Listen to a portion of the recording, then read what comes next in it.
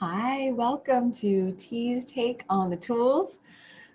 Today I'm very excited to talk to you about energy. We're talking about energy because our kids are expert at reading energy. That's just the way they come out. They don't have to work at it.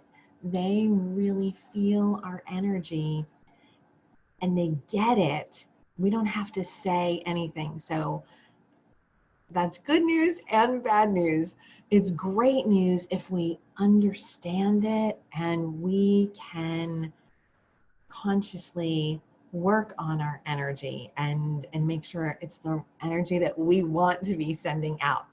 So I have 3 tools that I'm going to share with you about how we can positively affect our energy.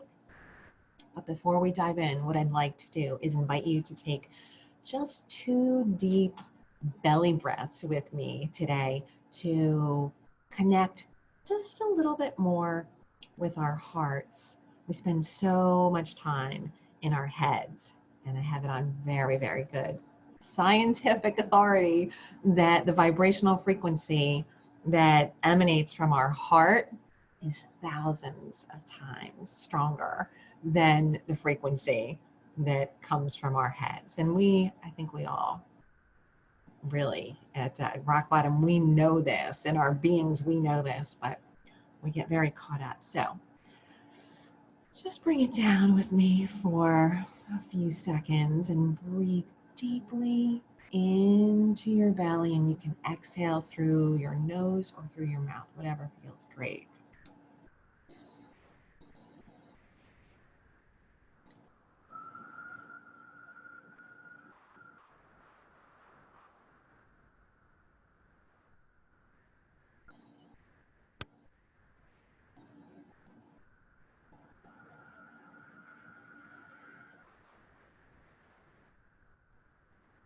Get all that air out. Okay, perfect. So maybe you notice just the tiniest of shifts, and that's fine. It can be really, really small, still meaningful. So the first tool that I am going to share with you and expand upon today, and these are all tools within positive discipline, right?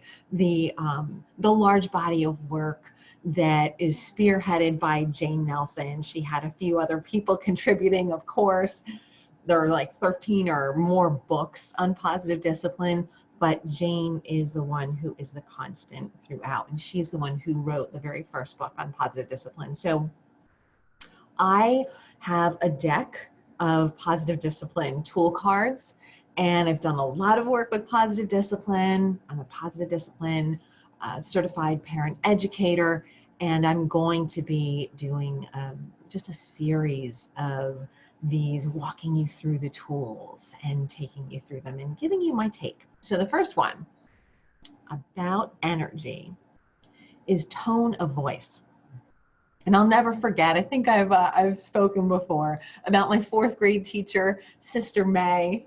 She was fantastic. She illustrated for me in a way I will never forget as a 10-year-old how important tone of voice is. She said, how many of you have dogs? And a whole bunch of us raised our hands. And she said, okay, now I want you to just close your eyes for a second. Now pretend that you're the dog and I'm the kid. I'm your master, okay? And okay, now open your eyes. And then she said to us, "You're such a nice dog." And we were stunned. And she said, "Now listen, my words, what were my words? You're such a nice dog, but did you feel that? Did you feel like a nice dog?" And we're like, "No." We're so sensitive to energy, and the younger that your children are, the more sensitive that they are to your energy. So what I want to say is take heart. One really big plus, one great positive side of this is that your words actually don't matter as much as you might think that they do, especially when they're younger. I have parents all the time saying to me, "What can I tell them? What should I say? I don't know the right words." And, truth be told, even for adults, right? There have been studies, lots of studies that have been done that say 93% or something over 90% of all communication is nonverbal, especially when we're in person with someone, okay? It's nonverbal. You have the the facial features, you have the gestures, you have all the rest of the body language, you have the tone of voice, the inflection, all of that. None of that is verbal, and that adds up to over 90%. So even adult to adult, okay, over 90% of communication is nonverbal anyway. Now you add the fact that you're talking to a child who is much more sensitive to energy and to tone of voice than another adult would be. And their language skills, especially if they're, much younger, are not nearly as developed as yours anyway. That's why, they have this higher ability with regard to energy. That means your energy is super, super important. And, we all have triggers. We all get caught up in the struggles, the variety of struggles with our children throughout the day, especially when they're younger and we're spending even more time with them, when we are the primary person that they're with. So let's give ourselves a little grace. And I'm putting this out there and into your awareness, not to make you feel guilty. And I'll say a few words about guilt a little bit later on. Not to make you feel guilty, but to bring this into your awareness about how important it is. And for a certain period of time, there's going to be a certain time where you are going to remember after the fact, after you've already lost it with your kid, after your tone was disparaging, after you yelled, after.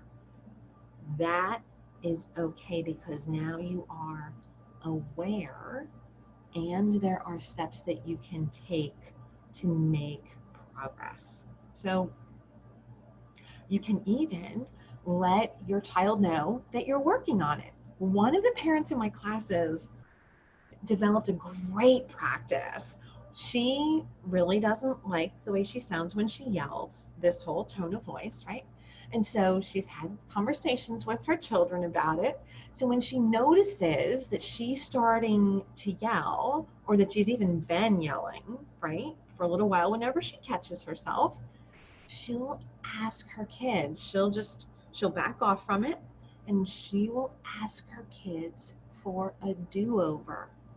How brilliant is that? A do-over, right?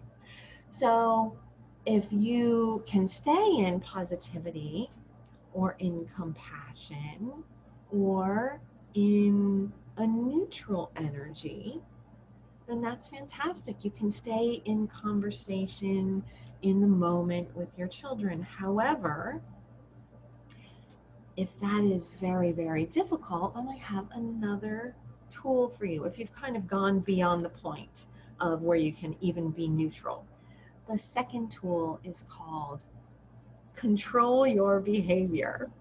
Okay, and so let's just look at this. Control your behavior. Well, if you've lost it, you can't control your behavior. You're beyond the point of controlling your behavior. And so what I want to say about that is that, it's very interesting that, we'll be struggling with our kid, and me too, and we realize we're losing it, and yet we want them to control their behavior and modify it to something that we would be better with, that we would be more okay with, but we can't control our own in these moments. So that's okay. Let's just recognize it for what it is. And there's something that we can do. We can take a quote timeout. We can put a little bit of time and maybe even space, if we can, between where we are when we're losing it and our next attempt to interact with our child. Now, if we can take a little bit of time and space, then I'm going to ask you, what is your chill out space, or whatever name you want to give it, your time out space, your chill out space?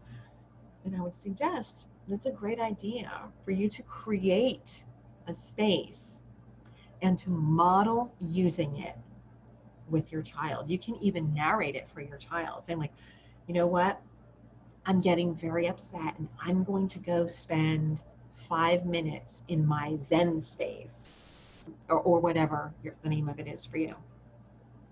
Now, one mom I know, she has very, very limited square footage in her house. And so what she does, she uses a certain corner of her bed, and she'll put a small pillow in her lap, a certain pillow in her lap, and she'll hold on to a special crystal. I don't remember if it's a crystal or a special rock that one of her children gave her, but she has these things that she uses, a certain space, certain pillow, certain small rock or crystal that she can hold in her hand.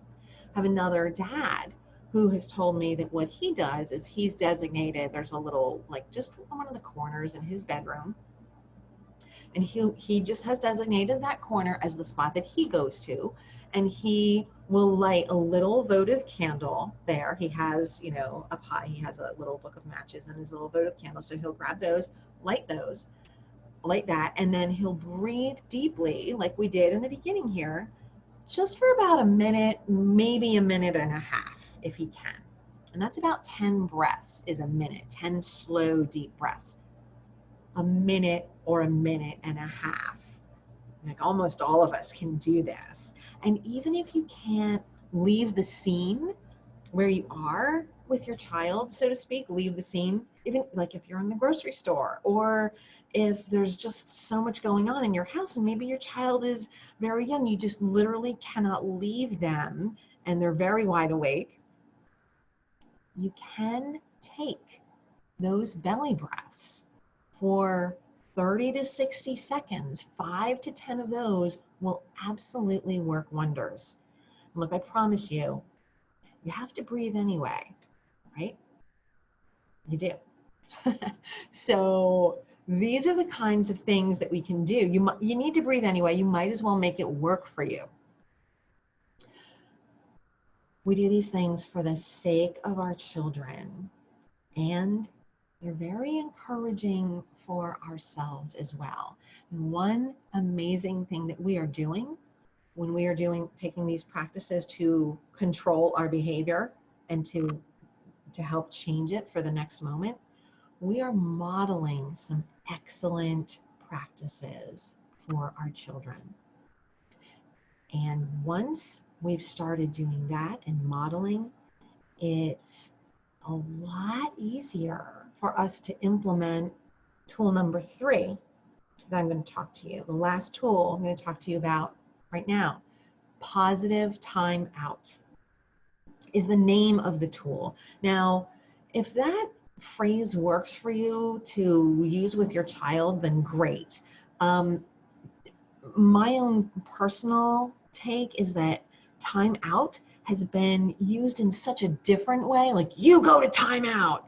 It's been used in a punitive way, and most of our children, many of our children, I will say, have heard it used in that way.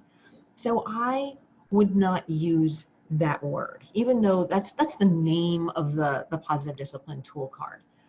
And Jane will even say, like, let your child call it whatever they want, like, Joey's cool out space, or like my one son had in his closet, there's just like this, he has a whole closet, like ceiling to floor, and then in half of it, there's like this built-in shelf. I don't know why, but he used to call it his spaceship, and so he would go sit in his spaceship. Let them call it whatever they want. And especially after you've created a routine and a spot for yourself, you can then open up the possibility for your child to have that space of their own. And you can let them decide what that looks like. Let them decide what they want in it, maybe a special stuffed animal, maybe depending on their age, maybe a few books, maybe blankets, maybe it's like a fort, I don't know. But let them decide what it looks like, what they want in it, and also what they want to call it. One of my sons, actually, he went through a phase where he really liked to have essential oils diffused. So, I had a little diffuser that I wasn't using anymore, and I would do that. And, diffusing a little bit of lavender for 5 minutes worked wonders. So there's lots of different things. Watch for what helps them. Be attentive, be observant, and help them create that space. Now, when they are having a challenging moment with you and you're having a challenging moment with them, you can invite them. It's better not to tell them, it's better to invite them. Like, I'm going to go to my Zen space. Would it help you to go to your spaceship, or whatever the name is? And look, everybody does better when they feel better. One of my favorite quotes from Jane Nelson, it's like her famous question: where did we ever get the idea that in order for children to do better, first we have to make them feel worse?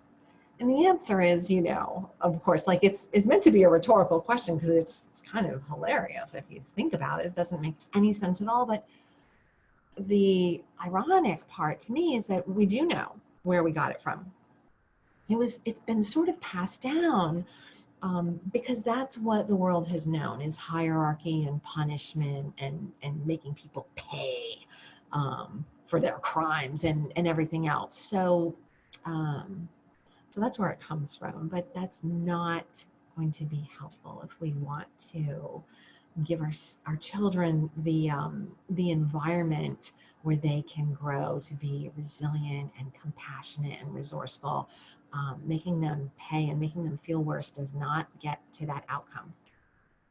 So I'm not going to go too much into guilt feelings right now, but I do want to just wrap up by putting a note in here, and it's like a little post-it note, right? I will come back to this. I'll talk more about those sneaky little guilt feelings that come up, but what I want to say now is that those guilt feelings that a lot of us have, they are our enemy. They actually keep us stuck, and they keep our pattern repeating.